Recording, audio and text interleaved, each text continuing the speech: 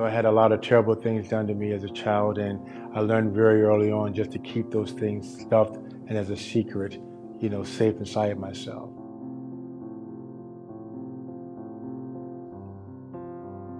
Charles Coleman, I currently reside in Ann Arbor, Michigan, and I work for a nonprofit, Don Farm.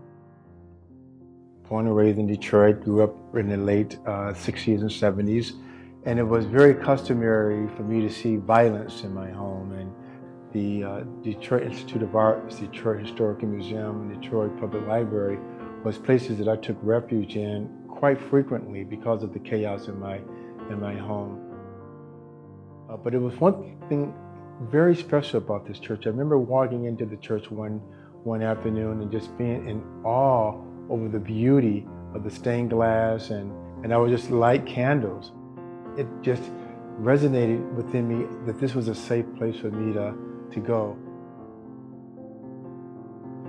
That's why I loved going over to my aunt's house, who lived in the Brewster Projects. I would just walk, every weekend 5 miles, and I learned how to navigate through the streets of Detroit just to get there because it was a safe haven for me.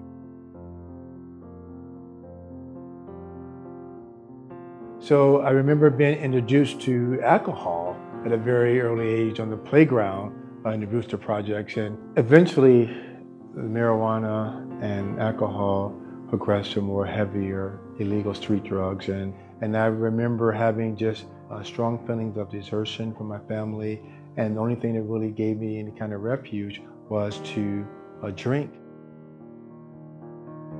I really thought that the answer was getting married and having kids, and maybe that would be the thing that I needed or was missing in my life. So I did that. I joined a religious organization, moved to Flint, Michigan, got married, and my drinking really escalated there.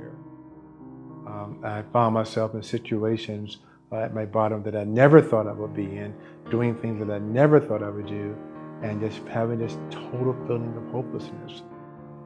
And so it was then that I had this moment of clarity that I had to do something different, that this way of life wasn't the life that I was put on this earth to do.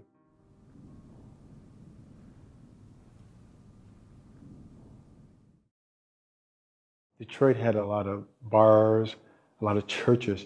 Well, Detroit also had a lot of what we called reviews, blues reviews, jazz reviews. They would promote these kind of venues through posters, and the posters were like a rainbow kind of pastel color that would grab your attention. And I remember walking past the sign of my peripheral vision, seeing that poster with these colors on it, and these big block letters that was very somewhat the style of the posters I would see in these jazz reviews in Detroit, saying Don Farm, return nobody away. And that poster in Don Farm turned out to be one of those points of light for me in my recovery. And what Don Farm gave me was right away upon entering their transitional housing, first and foremost, it was a safe place. It provided structure, it provided accountability, it provided me a sense of community and family that has long been lost as a result of my addiction. They kind of outlined for me a program of action that I just dove right into. Finally, like this light went off because I really couldn't understand why I couldn't just take one drink and stop.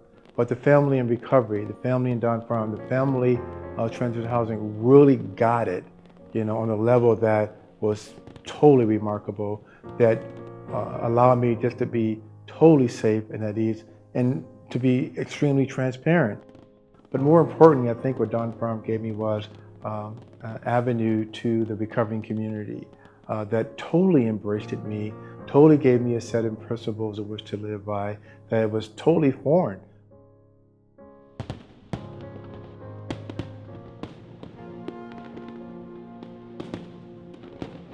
I really can't articulate the pleasure, the honor, the privilege that being the housing coordinator for Don Farm has impacted upon my life.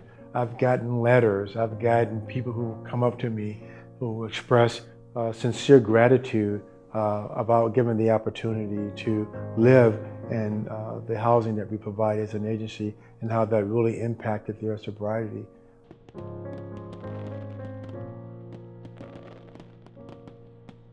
Being an African American male, we're encouraged to man up. You can't show your emotions. I always had this coat of armor that I had to, protect being the type of spiritual person that I really was, having this human experience. I think it's because of the path that I've lived, and a lot of that was a result of my drinking and drugging, that I evolved to be the spiritual person that I am today. So I don't think that being an addict or being an alcoholic is by any means a bad spot in my life. I think it has opened a whole new portal for me to look at things a lot differently. So it's because of my alcoholism. I think it's because of my addiction that I'm compassionate, that I can really meet a person where they're at without any judgment or any bias attached to that. So I'm grateful for the experience.